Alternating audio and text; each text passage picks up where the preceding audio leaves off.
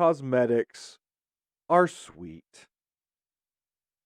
40 days to get to the master level of all of the emissary ledgers. I did it. I am so glad that I did and got my cosmetics. It was a grind, it was a challenge, but I definitely play a lot more than most people. And even casual players that I know were able to get their cosmetics. But absolutely great job, Rare, on all those. You will have another 30 days starting.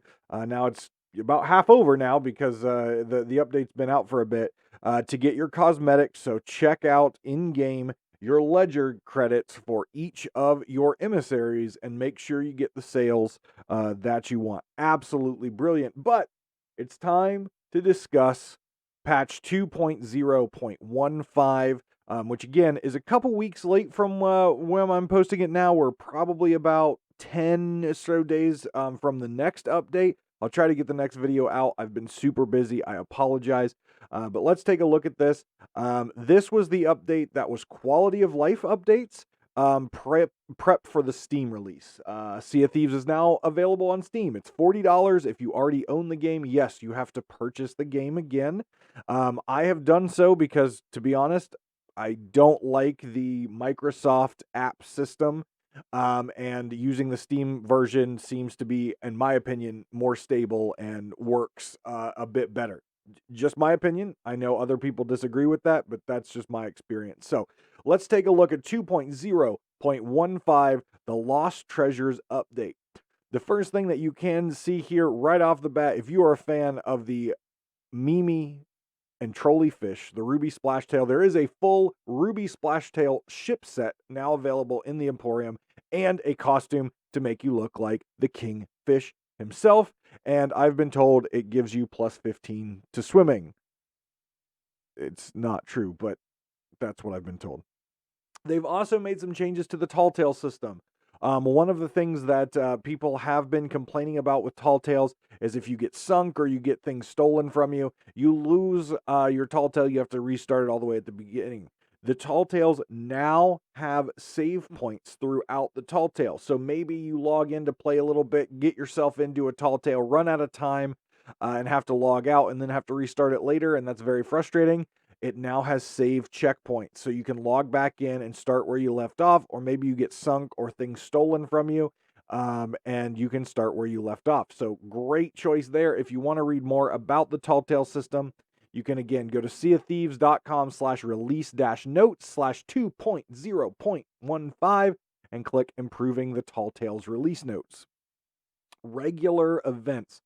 This is super exciting. Now, for those of you like me who come from MMOs and everything we do and love about video games is grinding and accomplishments, this is now come to Sea of Thieves.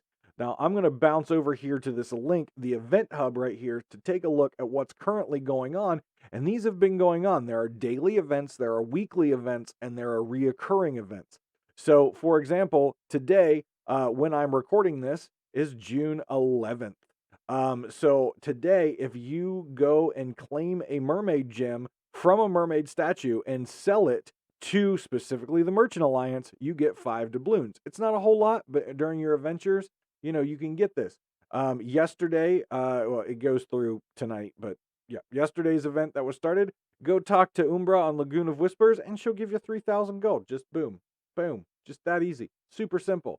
5 chests on your ship at once, 5 doubloons. These are all the events that have been going on. Again, as you can see, I'm not doing them all. I'm if it happens while I'm adventuring, it happens. If it doesn't, it doesn't. It's not anything super crazy. It's just some doubloons or some gold. But for new players, specifically the new Steam players, this is a great way for you to get some money for cosmetics and weapons and all that fun stuff. The other thing we have is regular events that happen every single day.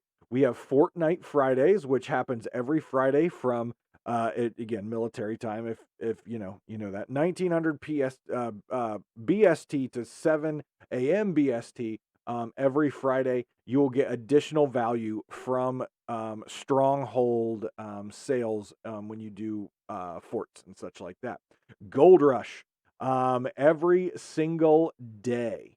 Every single day, there's a 1.5 multiplier to items cashed in during the gold rush hours, which are right here. There's 1800 p.m. to 1900 p.m. BST and 1800 p.m. to 1900 Pacific Standard Time. So these are the times for your gold rush. If you're playing during that time, you will get a 1.5 times multiplier on top of your cash in there. The other thing is limited times events, and these are for your cosmetics. So we just got done with a Reaper event, and a what other one was there? A Reaper event and a blah blah blah blah blah. I don't remember what the other. Oh, a Tall Tale event, and now we're doing events to cash in items. So I just completed this last night. This is all in honor of the State of Decay game. It's the Blighted Ship set. This item will be available on the Emporium Cash Shop after this event's over, but you can get bits of it now so you don't have to spend money later. Cashing in 30 Athena treasure items gets you this awesome figurehead with the hands. Cashing in 30 cargo crates, so that's cargo runs, not the crates you get off of just regular loot and washed up and stuff like that. 30 cargo crates from cargo runs, you get these awesome orange sails.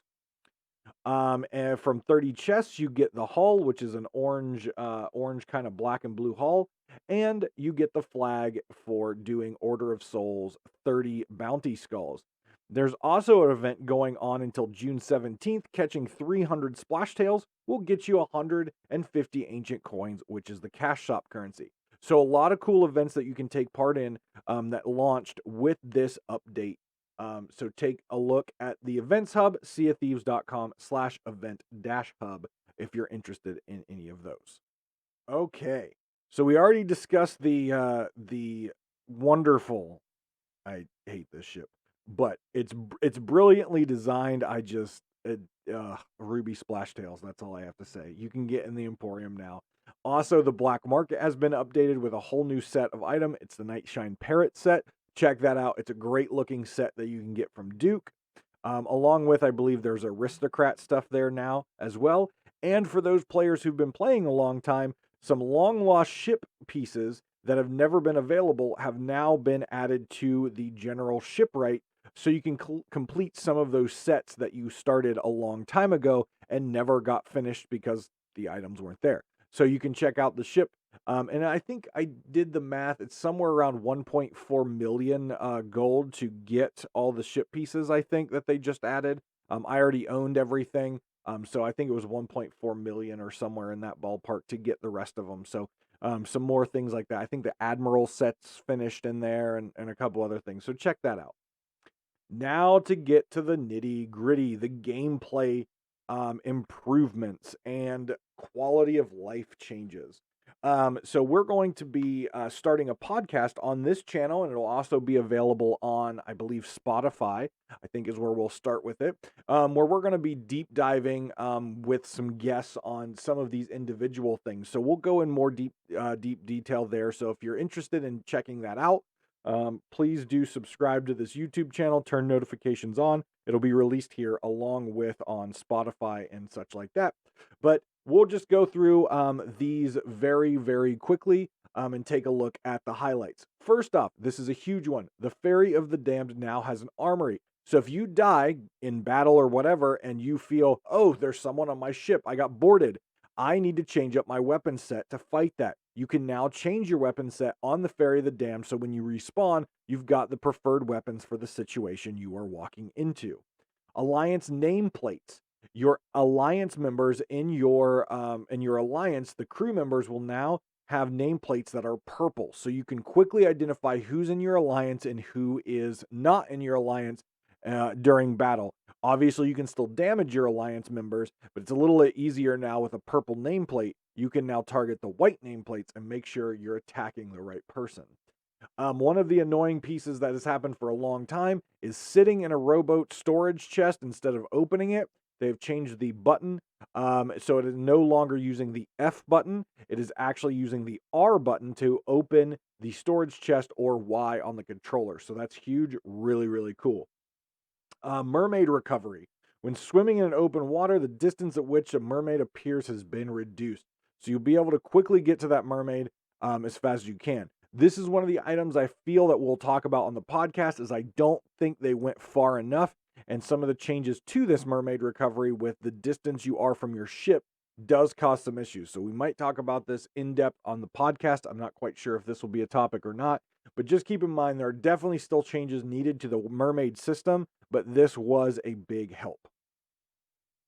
Some changes to default new players and graphic settings just to help things run smoother. I'll tell you, honestly, the game has never run smoother for me. I'm going on my 4th month of playing this game. I've switched over to Steam, and the game is running brilliantly on max graphics. Now, I have a really awesome computer, but whatever they're doing to help server stability and also game performance on the client side, on my side, is awesome. All right, let's go into the long list of updates here. So the emissary quests, we're not going to try to dive into this too much. Get out there and take a look. But some of the emissary quests have been rebalanced. So for example, Athena's Fortune, it's already been balanced once. It's being balanced again. Excuse me. The Athena's Fortune Emissary has been balanced once. It is now being balanced again. So, for example, if you're trying to get that grade 5 Athena flag, you are going to have to do 2 full Thieves Haven runs in order to get that grade 5. In the past, it was 1 run, and then you could always get grade 5 on your emissary quest. That is not the case. You're going to need 2 Athena runs from Thieves Haven to get to 5 the first time, and then you're going to need your emissary plus some PvE, say a ghost ship, a Meg, a fort, or to do another partial Thieves Haven run to get back to 5. So you cannot just go Thieves Haven run, rank 5, emissary, drop the flag, raise the flag, rank 5, and keep doing it. You are going to have to do some more work now in order to get the Athena's Fortune emissary to work with you there. The gold awarded by ending an emissary session via voting at the table, so lowering your flag at lower grade, and has been lowered for lower grades. This is, again, trying to encourage players to level up those emissary flags. Not only does this help the player, encourages them to push the limits of loot, push the limits of their comfort zone, but it also is giving the Reapers and the PvP players more of an opportunity to find you and battle you. This, at its heart, is a PvP game of pirates. Out there to plunder, out there to steal, out there to kill. So if you're playing this game and you don't want to get sunk, you're probably playing the wrong game. If you don't want to interact in PvP in this game, you're probably playing the wrong game. Again, this is a risk-reward system. Back in the day of the pirates, it was all about risk and reward. So they're trying to reward you for the higher risk you're putting on yourself and your crew and your ship. Great update here. Emissary grade multipliers. The multiplier bonus for awards cashed in has been rebalanced. Grade 1 no longer provides a multiplier, encouraging again players to reach those higher grades. So when I went through and did the emissary ledger for the first 30 days, it was relatively easy for me to get loot of all the different varieties. And when I got back to the outpost to sell, I could lower my flag once I sold all my merchant stuff. And then I could raise the flag for all the other ones, gain a multiplier, help my ledger credit, and just keep climbing those ranks relatively easily. Now you still get the ledger credit, but you don't get the multiplier for just having a grade 1 up. So it makes you have to go out and raise that flag a little bit in order to get the multiplier. Again, I think this is a great change. Order of Souls emissary quests can now offer much wider range of islands. So one of the things with the emissary quest was it was very predictable to know which islands your emissary quests were on. So if you're a Reaper like me and saw a boat up, you knew if it's a Athena boat, most likely take a look at Thieves Haven, Devil's Ridge, Snake Island Crooks. And then if they were on their emissary, take a look at Shark Bait and things like that.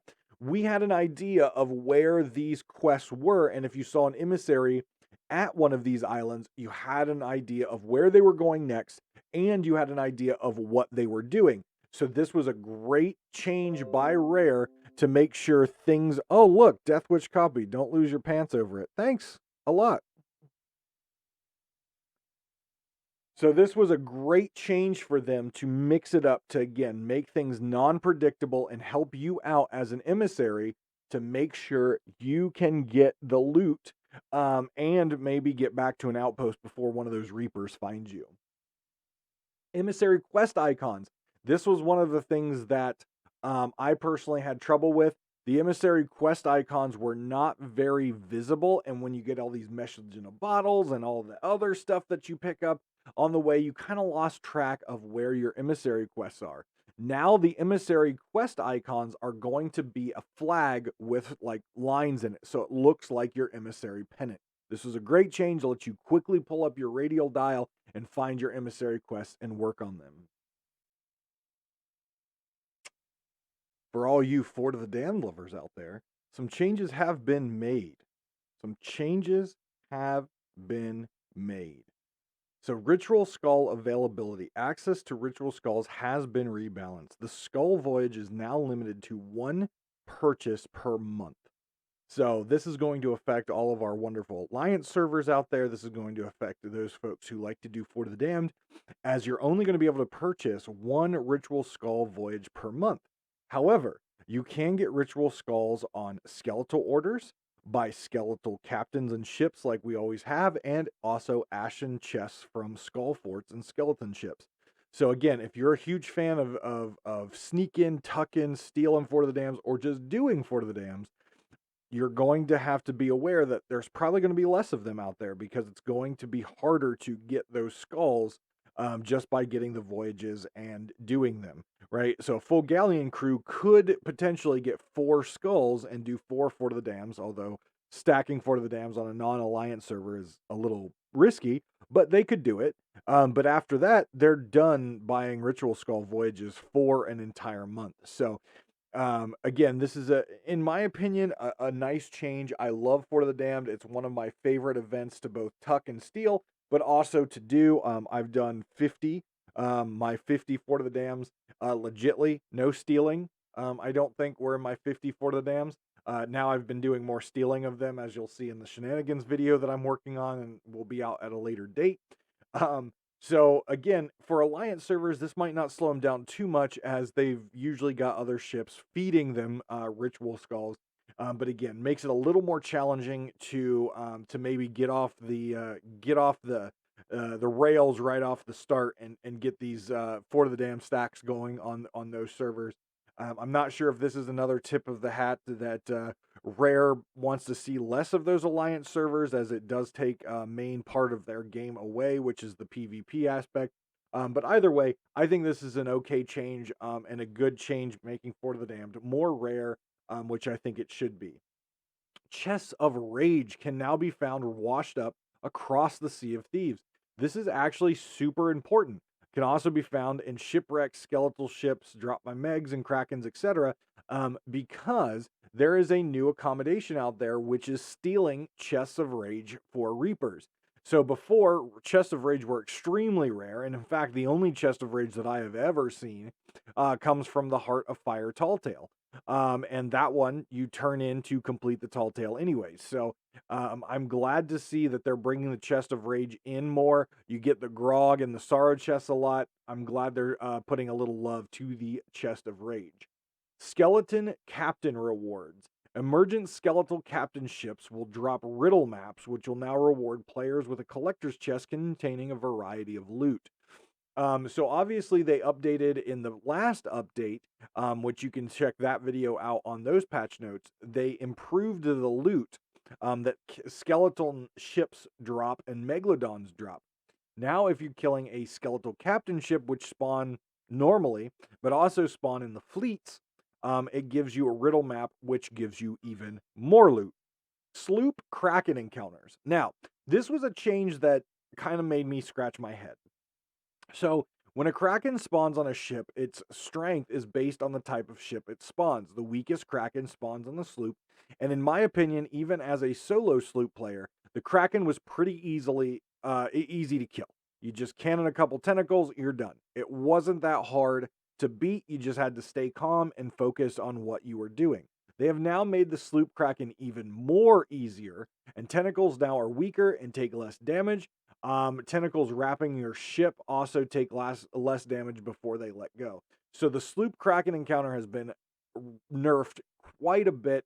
I've killed several krakens. Now, if I'm on the sloop, even though I've got my legendary kraken killer accommodation, it's usually a lot faster for me to kill the kraken than it is for me just to run from it. Now that there's no change to the galleon or the brig kraken, just the sloop kraken.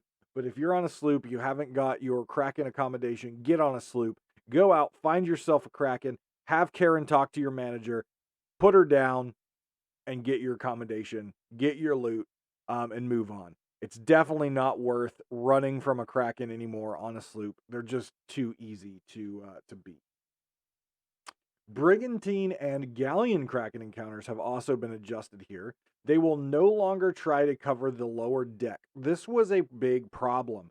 That when the kraken wraps your ship and wraps over top of the lower deck, you weren't able to get down there and bail and repair. And if you were in the bottom, you were trapped and you couldn't get out to help your teammate out. So this is actually, in my opinion, a really good change to allow the kraken to be a little more beatable when you're dealing with it on a brig or on a galleon. And also the tentacles, when they release a ship, the damage has been more consistent. Sometimes you got a billion tier 3 holes, sometimes you got a couple tier 2 holes, sometimes you get a tier 1 hole. It was just very inconsistent. So I'm glad they made this change here. Sloop Megalodon encounters. Again, the Megalodon is very easy to kill on a sloop. Super, super easy, even as a solo sloop. Now, the Megs are less likely to attack if not provoked. So if you don't shoot them, they're just going to circle you, swim around, and not attack you specifically on the sloop. But again, easy encounter to take down. Super, super awesome loot to kill them. So again, if you're on a sloop, kill the Megalodon, get your loot, move on. One of the big items that we probably will talk about on the podcast, because of the guests that we're going to be having, is arena. So I'm not going to dive too much into the arena parts right now, because we are going to be talking about this definitely in the upcoming podcast. But they made some changes to arena. Obviously, the scuttle issue. If you watch the Athena Trials tournament with the streamers, the tactical scuttle that was being done in order to give you a slight advantage in supplies against other ships was just a little bit ridiculous. I mean, it was in the game. It was a tactic you could use. Some people called it cheating. It's not cheating if it's already built into the game. But now with these changes, they have reduced the need to scuttle, as you get a ridiculous amount of food now, a ridiculous amount of cannonballs, and a ridiculous amount of wood supplies. You shouldn't need to scuttle your ship. If you run out of all those supplies, you should have tens of thousands of points and be number one, or you probably should get good. They also made some changes to the arena dig locations. When you're discovering the Sea Dog chest, the location has been reduced, requiring players to dig at the beacon to unearth the chest. So before it was a little buggy. Either way, we'll go into arena a little bit more on the podcast, so stay tuned for that. Crew status tag range. So when they added the crew status tag in the last update, you could literally see your crew member across the map. So right now it says the distance at which gamer tags can see crew status tags is enabled has now been reduced. So you're no longer allowed to see your crew member if they're all the way across the map, which in my opinion is a good thing. I thought it was a little weird that if I was on the far east side of the map and they were on the far west side, like tucking on a ship or something, I could still see them. Felt a little bad. I think this is a much better solution. Now I can say, even on the large islands like Thieves Haven, you're on one side of the island, you can see the crew member on the other side, but if they're a little bit further out, you're not going to see them. So I think this was a good change. Some changes to text chat censoring, along with some support for other languages. We're not going to try to dive into that too much, aside from me taking a moment and saying I don't like the text to speech in the game. I think it's annoying. I think it's very frustrating. I know for some people it's a necessity, and that's great. Unfortunately for me as a player who finds it very annoying, I don't have the ability to turn it off from other players. For example, if I have it turned off on my side, someone else has it turned on, they can still use the text to speech and come across the in-game chat. So I'm finding myself muting my chat members a lot more because I cannot turn it off. I know they have some instructions here to override, turn it off, et cetera, for the Xbox stuff. But in the end of the day, I have it completely turned off, and some people's text to speech still comes through on my speakers, and it's very frustrating. So I hope they make a change to this where I can just disable text to speech, regardless if it's coming from someone else or myself. I hope to see that. All right, so now we've got a very, very long list of items. And again, I apologize that this video is going to go long, but this was a huge update as far as quality of life and changes. And again, we're going to dive into some of this stuff in the podcast a little bit more. So let's take a look at some of the issues that have been fixed. When abandoned at sea with an active mermaid, climbing on board a rival ship will now cause the mermaid to disappear. This is actually pretty big for people who like to tuck. Obviously, the tuck is a huge piece to, I would say, more advanced players and players who like reaping and stealing, tucking aboard an enemy ship to find out what they're doing and where they're at, and then we can sink the ship after the loot's on board, etc., etc. Prior to this update, if you were off your boat and swimming to an enemy's boat, your mermaid would stay there regardless if you got onto the enemy ship. Now, if you get onto the ship, your mermaid will disappear, which means it's less likely the other team will be alerted to your presence, and they're going to have to do sweeps of their ship to check common tuck spots to identify where you're at. For new players out there who may be watching this video and still learning Sea of Thieves, people dress in very dark clothing and tuck on your ship in random weird places where you're not going to see them. Always be aware of your surroundings. Check your boat for enemy pirates. And if you see them, or if you see something that looks kind of weird, shoot it, stab it, whatever you can. It might be an enemy player. That will pop them up and you can kill them before they try to steal your ship, or to steal your loot, steal your ship, or sink you. Respawning on your ship after death or by mermaids is no longer affected by having treasure items on the player's spawn point. So, in the past, if there were treasure pieces on your ship and you tried to respawn, there was sometimes difficulty for the game to find out where it can place you. It's not going to worry about that anymore, and it's going to just pop you on your ship regardless. Reaching rank 50 with Reaper Bones now counts towards Pirate Legend status. So the Pirate Legend status is 50 rank in the different factions.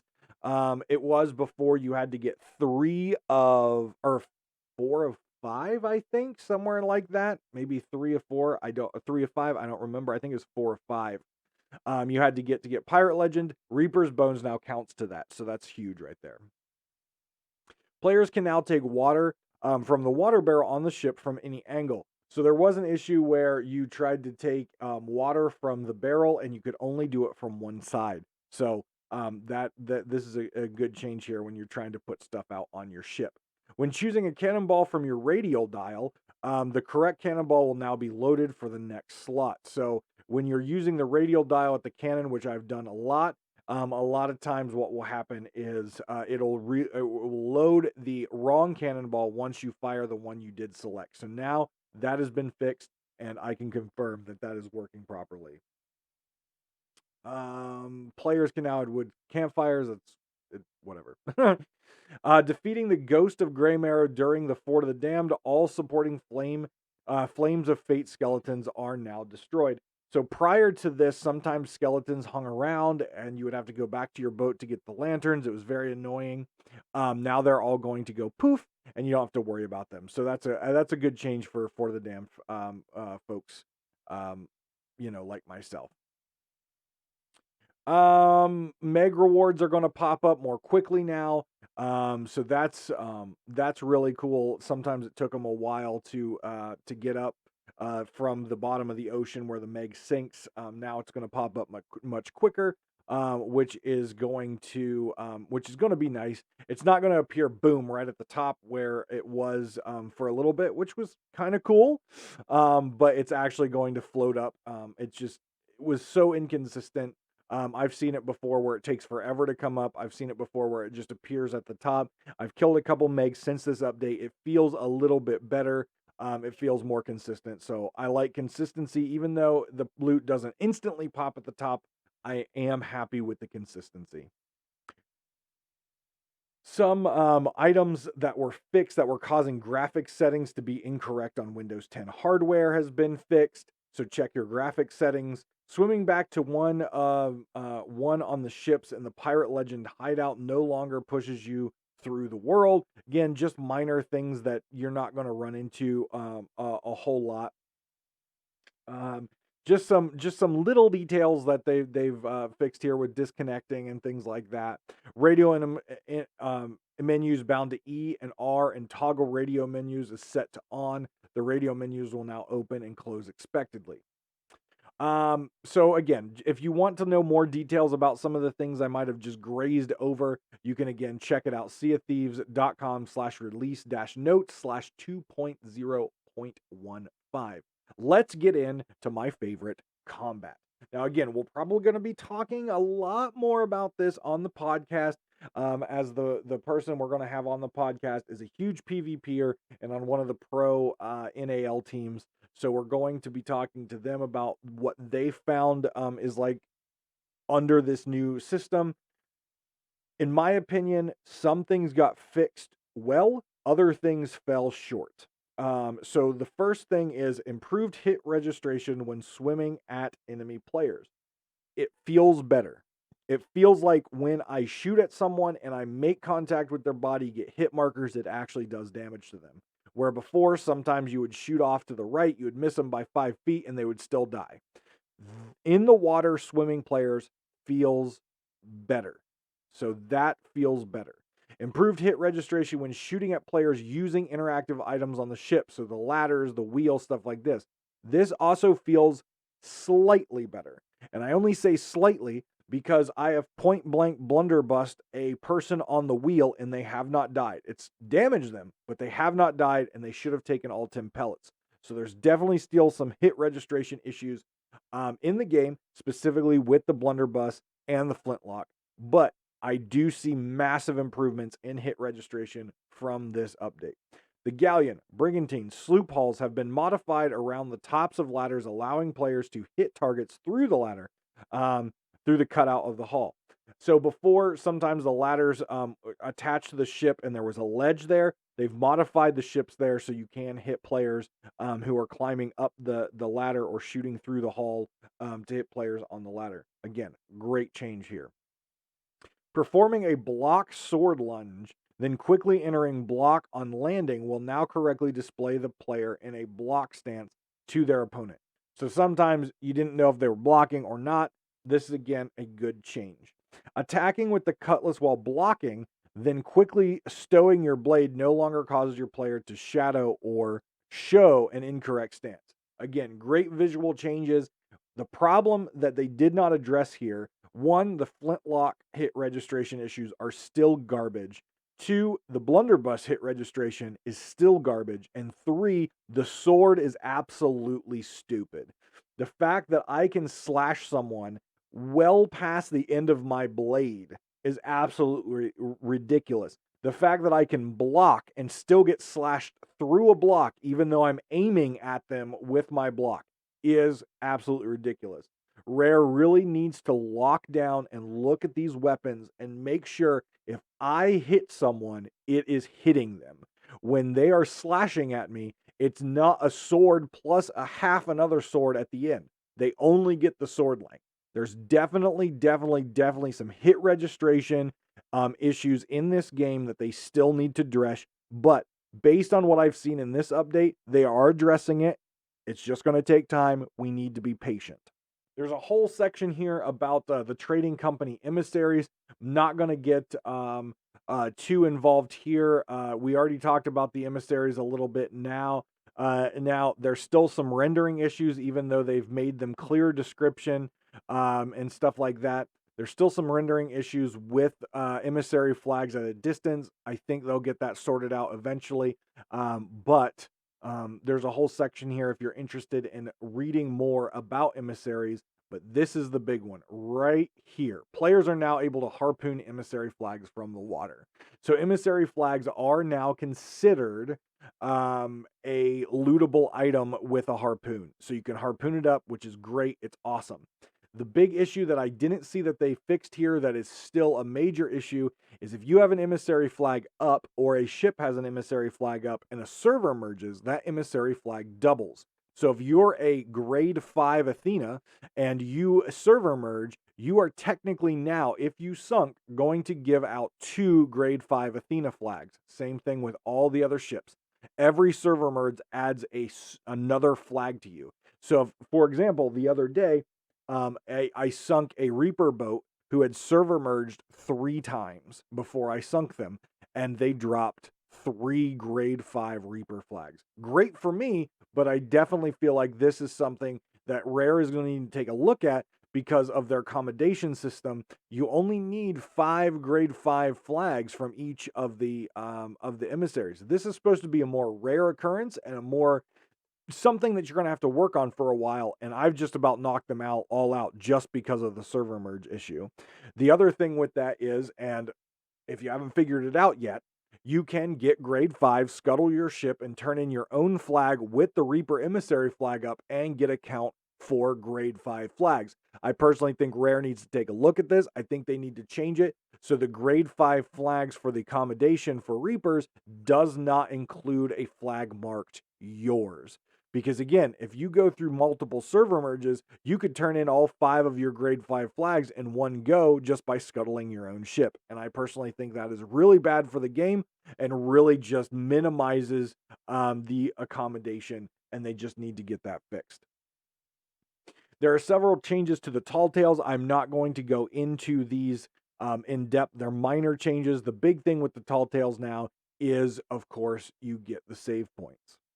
Reviving. Returning from the Ferry of the Dam while a crewmate is being revived should no longer cause the revived player to appear stuck in a downed state.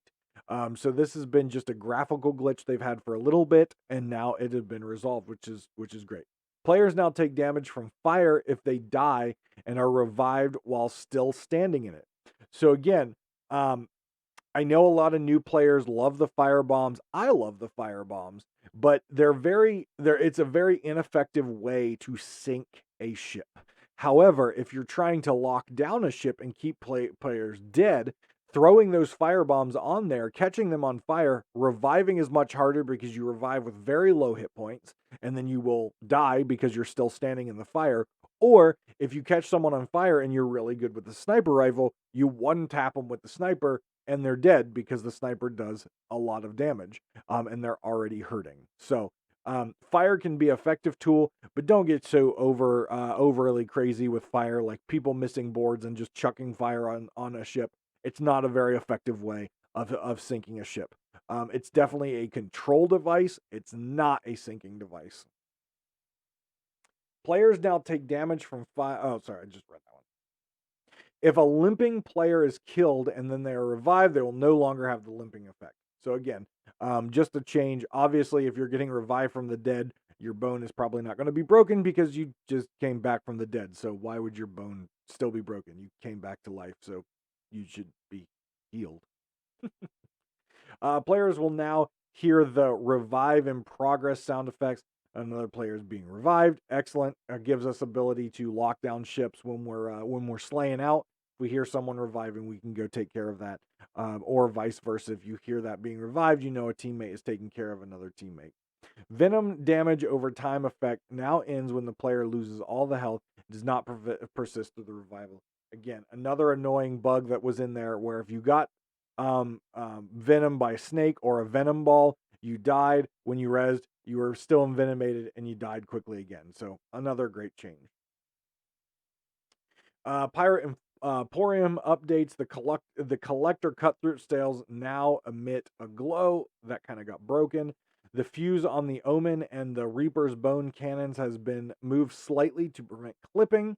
Again, just basic quality of life graphic tweaks from the team who handles that. During the dance emote, the romantic dance emote, the hands will no longer have a gap between them, properly displaying the heart. I know a couple of my crew members love that emote, and this was a huge thing for them, so that's great. Pets no longer appear in an unnatural position when sitting on the surface of the ship. I love the pets. I think they're adorable. But if you're on my ship, don't have your pet out. Just saying, they're annoying. They get in my way. If I pick up your pet and I'm trying to touch something else, you're either going to get booted from my crew or your pet's going to be permanently launched from a cannon until you put it away. Cats now turns smoothly when music is played, and they face while they're faced away from you. A couple of visual and audio effect changes. If you want to look at that a little bit more, one for me that I found was really interesting is right here. I noticed this quite a bit in my 54 to the dam runs.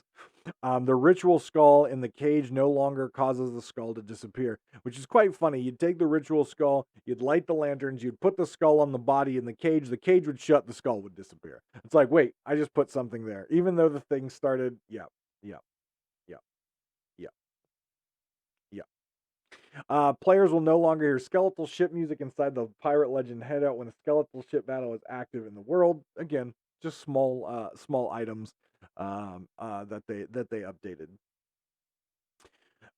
Performance and stability. This was huge, as I've said multiple times. Switching to Steam, and what they've done with this update, I feel a lot better with the performance and stability of their servers and such. I know there are some interesting reports of lag and things with the Steam version. I have not experienced those myself, but they may be out there. So improvements to server stability focused on reducing lag spikes while sailing. Definitely have noticed this. Improvements to client stability focused on reducing stutters and potential stalls when approaching other crews out at the sea. Again, I definitely experienced this before the updates, and I've experienced this less. So well done, Rare. I think there's a lot more things that you need to do as far as stability in the game. But this was a huge step forward for the game, and congratulations. You hit that one out of the park.